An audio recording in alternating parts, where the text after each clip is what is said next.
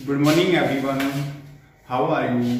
आई hope सभी ठीक होंगे, सेफ होंगे अपने घर पे, और उम्मीद करता हूँ कि पढ़ भी रहे होंगे आप। ठीक है, और पढ़ना ही बहुत ज़रूरी है और सेफ रहना भी ज़रूरी है।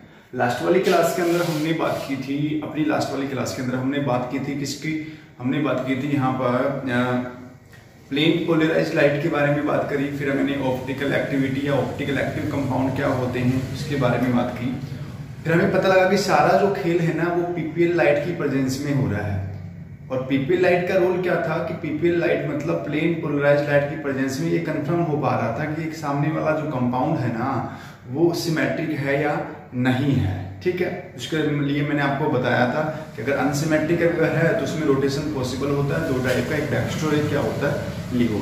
यहाँ तक चीजें मैंने आपको क्लियर करवा दी थी अपनी लास्ट वाली क्लास के अंदर। आज जो मैं बात करूंगा, जो एक नया टॉपिक अपने पास में है, उसका नाम है मॉलिक्यूलर एसिमेट्री। क्या नाम है? Molecular asymmetry. ठीक है, एंड कायरलिटी। ठीक है, और एनेंशियोमर। इन तीनों चीजों को मैं आपको एग्जाम्पल के थ्रू समझाने की कोशिश करूंगा, देखना। अब हम देखो, सबसे पहली चीजें हम क्या देख रहे हैं, मॉलिक्यूलर एसिमेट्रिक के बारे में बात कर रहे हैं। मतलब एसिमेट्रिक मतलब जिस कंपाउंड के अंदर जुड़ने वाले से मान लो कि मैं ऑर्गेनिक कंपाउंड की बात कर रहा हूं, तो जिस कंपाउंड के चारों कार्बन कंपाउंड, ऑर्गेनिक कंपाउंड है तो मतलब कार्बन कंपाउंड होगा। तो बोल किसी भी कार्बन कंपाउंड के सराउंडिंग जो अरेंजमेंट ऑफ मॉलिक्यूल्स होता है या एटम्स जो होता है, वो अगर सारा का सारा डिफरेंट अगर होगा तो कॉमन सी बात है कि आपको वहां पर कैसा कैरेक्टर इंडिकेशन दिखेगा, आपको मॉलिक्यूलर एसिमेट्रिक वाला कंपाउंड। और जिन कार्बन कंपाउंड की वैलेंसी अगर सराउंडिंग वैलेंसी अगर डिफरेंट है तो ऐसे कंपाउंड को हमने एक नाम दिया है, कार्बन का एक नाम दिया है, उस कार्बन का नाम है कायरल कार्बन। ठीक है, तो मैं आपको बताता हूं क्या कह रहा है कि सर अपने पास में हम बात करते हैं कायरल कार्बन क्या होते हैं। कायरल कार्बन क्या होते हैं? ठीक है, वो जिस कार्बन की ऑल वैलेंसी, ठीक है, ऑल कंबाइंड वैलेंसी कैसी हो, अगर डिफरेंट अगर है, ठीक है, तो वो डिफरेंट वैलेंसी की वजह से वो कार्बन कैसा होगा, कायरल होगा। मतलब कार्बन की ये ए, ये बी, ये सी और ये डी, समझे? तो जिस कार्बन की ऑल वैलेंसी मतलब समझ गए ना, चारों की चारों वैलेंसी कैसी होती हैं, अगर डिफरेंट अगर होती हैं तो ऐसे कार्बन क्या कहलाते हैं, कायरल कार्बन कहलाते हैं। और उस कार्बन का ये जो करैक्टर होता है, इस करैक्टर को हम क्या बोलते हैं, बोलते कार्बन के इस करैक्टर को क्या बोलते हैं हम, कायरलिटी के नाम से जानते हैं।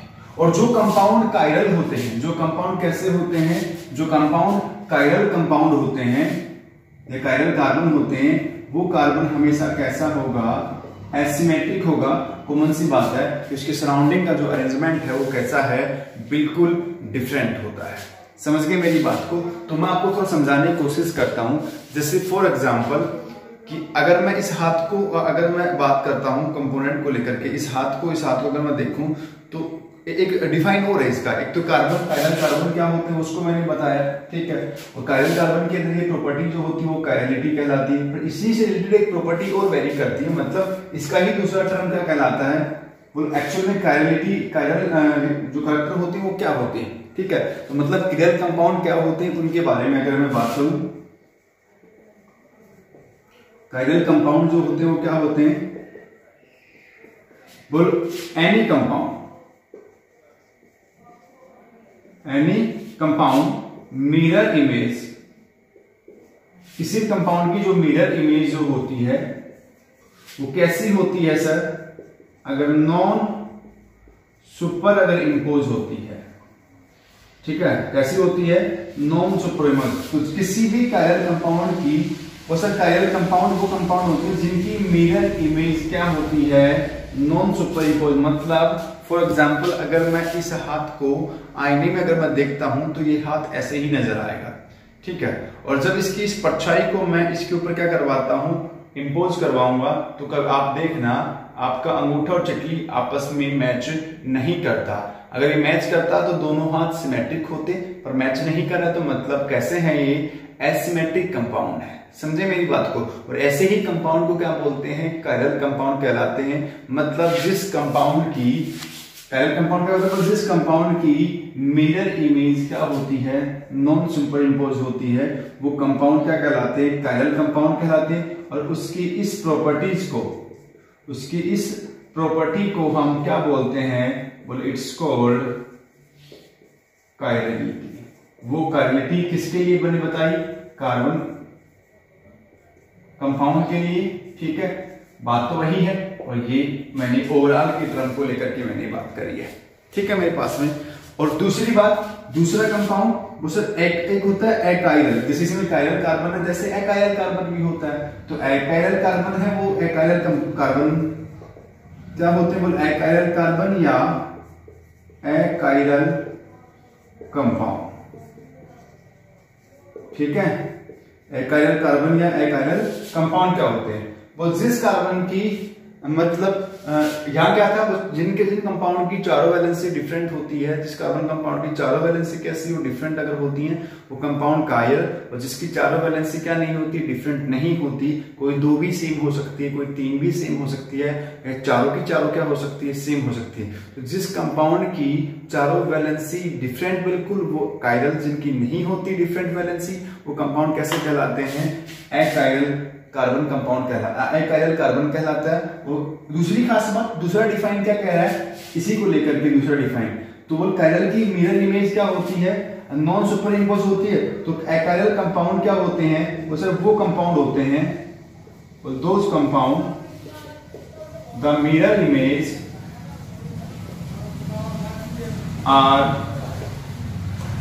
Super impose. जिन कंपाउंड की मिरर इमेज क्या होती है, एक दूसरे के ऊपर क्या होती है, इम्पोज अगर हो जाती है, कहने का मतलब ऐसे कंपाउंड क्या कहलाते हैं, एकाइरल कंपाउंड कहलाते हैं। देखो मैं सीधी सी बात कहता हूं, पहले मैंने बात की कायरल कार्बन की। कायरल कार्बन वो कार्बन होते हैं जिन कार्बन की चारों वैलेंसी डिफरेंट, वो कायरल कहलाता है।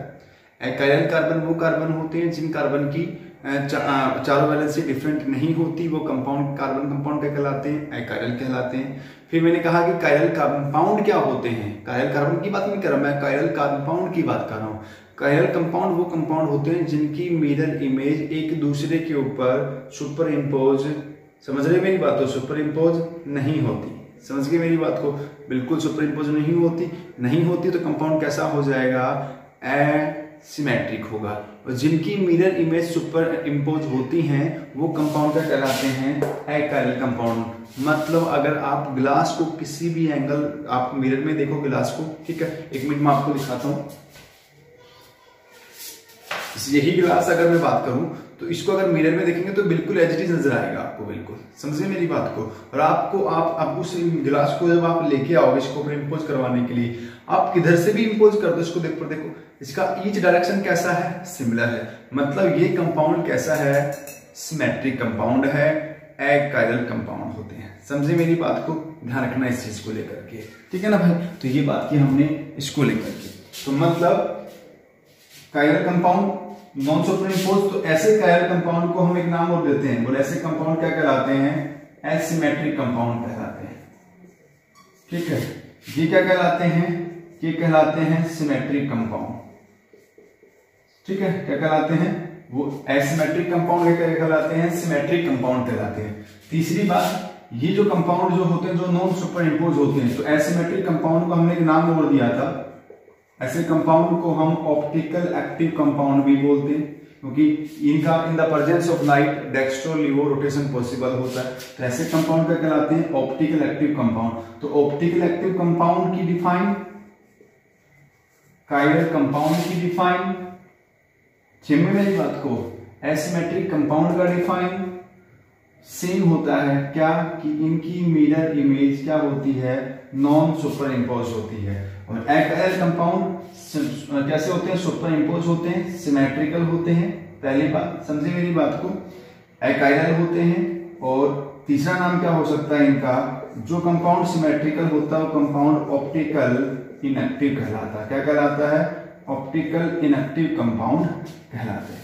समझे? सिमेट्रिकल कंपाउंड, ऑप्टिकल इनएक्टिव और एसिमेट्रिक कंपाउंड। क्योंकि इनएक्टिव का मतलब लाइट का इनके ऊपर बिल्कुल भी कोई इफेक्ट नहीं होता है, जैसा है वैसा रहेगा। किधर से भी रोटेशन करके देख लो आप, किधर से भी लाइट डाल लो, हर डायरेक्शन से एक ही नजर आने वाला है। इनमें क्या होता है, इनमें ऑप्टिकल एक्टिव क्या है कि ये कंपाउंड रोटेट इधर से डालूंगा तो लाइट अलग नजर आएगी, उनका तो शैडो जो है वो अलग नजर आएगा, इधर से अलग आएगा। मतलब कहीं ना कहीं इस कंपोनेंट में कैसा करैक्टर था, एसिमेट्रिक करैक्टर होता है। समझ गए? तो आई होप यहाँ पर अपने को पता लग गया होगा। तो किसी भी एसिमेट्रिक कंपाउंड या ऑप्टिकल एक्टिव कंपाउंड का कंफर्मेशन उसकी मिरर इमेज के थ्रू किया जाता है। अगर उसकी मिरर इमेज अगर सुपर इम्पोज अगर होती है तो कंपाउंड ऑप्टिकल इनएक्टिव सिमेट्रिकल होते हैं, अगर नहीं होती नॉन सुपर इम्पोज होती, अगर इम्पोज नहीं होती है वो कंपाउंड ऑप्टिकल एक्टिव और एसिमेट्रिक कंपाउंड कहलाते हैं।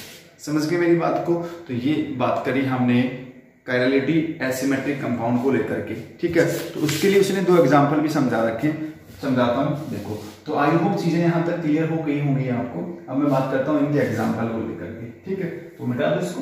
देखो, चीजों को समझिएगा, रट्टा नहीं मारने का भाई। समझेंगे तो चीजें थोड़ी सी अच्छे से आ जाएंगी, रट्टा मारोगे तो चीजें शायद पॉसिबल ना हो, ठीक है ना। तो नेक्स्ट हम बात करते हैं किसके, इनके दो एग्जांपल हैं। एक अपने पास में प्रोपेन टू ओल है, ठीक है, प्रोपेन टू ओल, ठीक है। देखो ये सिमेट्रिकल है, कायरल है कि कायरल वो आपको बताता हूं, ठीक है। तो देखो सर ये है COH, ये दोनों बॉन्ड एक प्लेन में है, समझ गए। ये CH3, ठीक है। ये कैसा है CH3, अगर मैं बात करूं तो, ठीक है, और ये है CH3, ठीक है। कंपोनेंट पता तो लग गया होगा कैसा है, एकाइरल है। एकाइरल है तो कैसा होगा, सिमेट्रिकल, तो इनएक्टिव भी होगा। ऑप्टिकल कैसा होगा, इनएक्टिव, ठीक है। ये लगा दिया मैंने मिरर, ठीक है। मिरर इमेज देखनी है, मिरर देखूंगा तो रोटेशन करवाया मैंने, 180 का रोटेट करवा दिया। 180 रोटेट करके करवाया नहीं है, दिखेगा अपने को उल्टा, मेरा उल्टा दिखेगा आईने में मुझे, समझे मेरी बात को। तो क्या हुआ, तो ये यहां पर ये CH3, समझ गए मेरी बात को, ये ऐसा नजर आ गया, ठीक है। पतला मोटा न देखना, ठीक है। तो देखो मिरर इमेज, ठीक है। अब मैंने क्या करवाया कि मैंने इसका फर्दर 180 रोटेट करवाया, तो वही मिरर इमेज का अगर 180 रोटेशन, अगर ये फर्स्ट ये सेकंड, तो यहां कौन बनेगी, थर्ड बनेगी। तो यहां क्या है, यहां पर 180 का जब मैं रोटेशन करवा करके क्या होगा, 180 का रोटेशन होगा। तो 180 रोटेट होने के बाद में जो थर्ड स्ट्रक्चर आएगी, अगर वो थर्ड स्ट्रक्चर किसकी जैसे आ जाती है, फर्स्ट जैसे अगर आती है, तो समझ लेना कि कंपाउंड कैसा है, सुपर इम्पोज है, सिमेट्रिकल है। तो जब इसको 180 रोटेट करूंगा तो अभी ऑब्वियसली बात है, ये 180 ये इधर चला गया, यहां पर CH3, समझ गए, और ये CH3, समझ गए मेरी बात को। तो देखो ये पहली और तीसरी बोथ आर सेम, तो ऐसे कंपाउंड को हमने क्या नाम दे दिया है, एकाइरल, सिमेट्रिकल और इनएक्टिव कंपाउंड। दूसरा एग्जांपल इसके पास में है, देखो ब्यूटेन टू ओल, मतलब बता देते हैं, देखो COH, ये H, समझ गए, ये है अंदर की तरफ, C2H5 है बाहर की तरफ, समझ गए मेरी बात को, ये अंदर ये बाहर, ठीक है। कैसा है, कायरल है, चारों वैलेंसी देखो डिफरेंट हो गई, कैसा है, कायरल है, एसिमेट्रिक है, ठीक है, और ऑप्टिकल एक्टिव है, ठीक है, ऑप्टिकल एक्टिव है। ये मिरर लगा दिया मैंने यहां पर, देखो लगा दिया मिरर, मिरर में उल्टा अपोजिट दिखेगा, समझ गए, C, ये H, समझ गए मेरी बात को, ठीक है। ये और ये लिखा अपने को CH3, ये अंदर है और ये दिखा अपने को क्या, भार, ठीक है, भार की तरफ दिख गया, हो गया। ये पहली, दूसरी। अब क्या करूं, 180 का रोटेट कर देता हूं मैं इसका।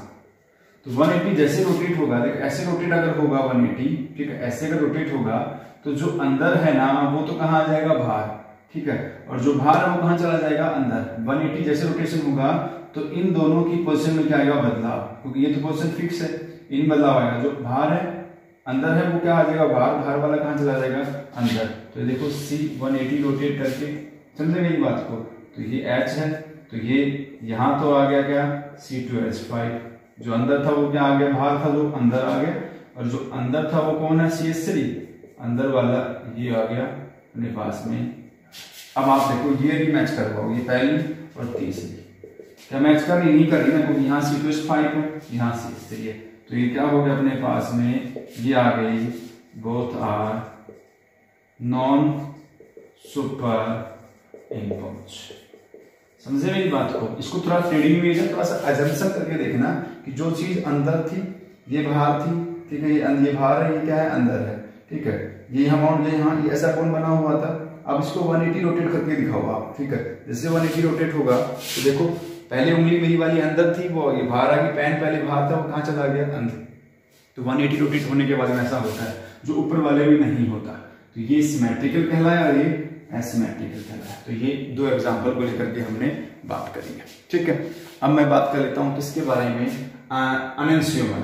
तो एनेंशियोमर भी कुछ ऐसा ही नेचर है, ठीक है, एग्जाम्पल आप इनमें से कुछ भी देख सकते हो, ठीक है। तो एनेंशियोमर को मैं देखता हूँ, तो ये कायरलिटी क्या है, कायरल कंपाउंड क्या होते हैं, ठीक है, कैसे आइडेंटिफाई करते हो, चीजें मैंने आपको बताई है। अब मैं करता हूँ किसके बारे में, एनेंशियोमर के बारे में। देखना क्या होते हैं एनेंशियोमर, ठीक है। एनेंशियोमर के बारे में क्या बताता है, देखना। एनेंशियोमर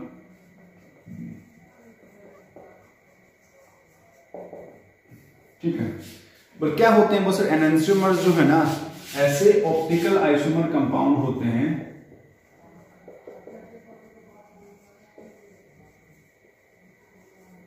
जिनकी मिरर इमेज और क्या होती है, नॉन सुपर इम्पोज होती है, ठीक है।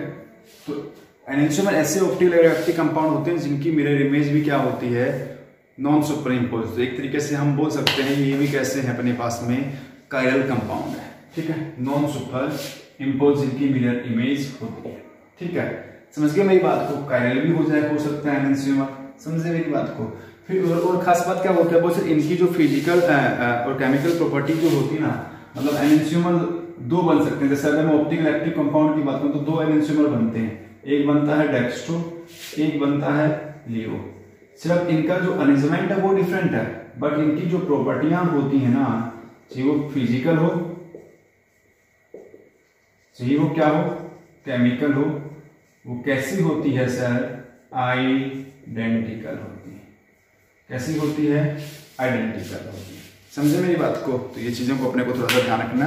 और ये सब तब कब कब पॉसिबल हो पाता है ऐसा, ये कंफर्मेशन कैसा हो, ये डेक्स्ट्रो लियो कैसे बनता है, ये आपको पता है कि ये सारी प्रॉपर्टी प्रेजेंस होती है किसकी प्रेजेंस में, पीपीएल लाइट की प्रेजेंस में पता लगता है कि कंपाउंड नॉन सुपर इम्पोज है या इम्पोज है। समझे, जहां पर रोटेशन पॉसिबल अगर हो जाता है तो कौन सी बात है, डेक्स्ट्रो लियो बनेगा पीपीएल लाइट की प्रेजेंस में। कंपाउंड कैसा होगा, एसिमेट्रिक होगा, ये चीजें भी कंफर्म होती है वहां पर। तो ये क्या कहलाते हैं, एनेंशियोमर कंपाउंड के नाम से हम इसको जानते हैं। तो एनेंशियोमर कंपाउंड ऐसे ऑप्टिकल आइसोमर कंपाउंड होते हैं जिनकी mirror image non super impose होती है, जिसमें दो ऑप्टिकल बनते हैं, डेक्स्ट्रो लियो, ये दोनों क्या होते हैं, नॉन सुपर इम्पोज होते हैं। और खास बात क्या है कि इन दोनों की जो प्रॉपर्टियां होती है ना, चाहे वो फिजिकल हो चाहे वो केमिकल, कैसी होती है, आइडेंटिकल होती है, ठीक है। इसका एक एग्जांपल मैं आपको देता हूं, देखना। CBr(I) समझ गए मेरी बात को। ये भार, ये ठीक है, क्लोरोब्रोमो क्लोरो आयोडोमिथेन नाम है इसका, ठीक है। मिरर इमेज, मिरर लगा दिया मैंने, लगा दिया मिरर। मिरर में जब देखा तो मेरे को क्या लगा, तो बस ये देखो आई मिल गया, ऊपर VR, ठीक है, ECF, ठीक है। तो ये कैसे हैं दोनों के दोनों? नॉन सुपर इम्पोज्ड हैं और कैसे हैं? कायरल हैं और कैसे हैं? ऑप्टिकल एक्टिव है। समझ गए मेरी बात को? तो आई होप चीजें यहां तक आपको क्लियर हुई। मैंने एक एक चीज विद एग्जांपल आपको बताई है। ऐसे कंपाउंड क्या कहलाते हैं?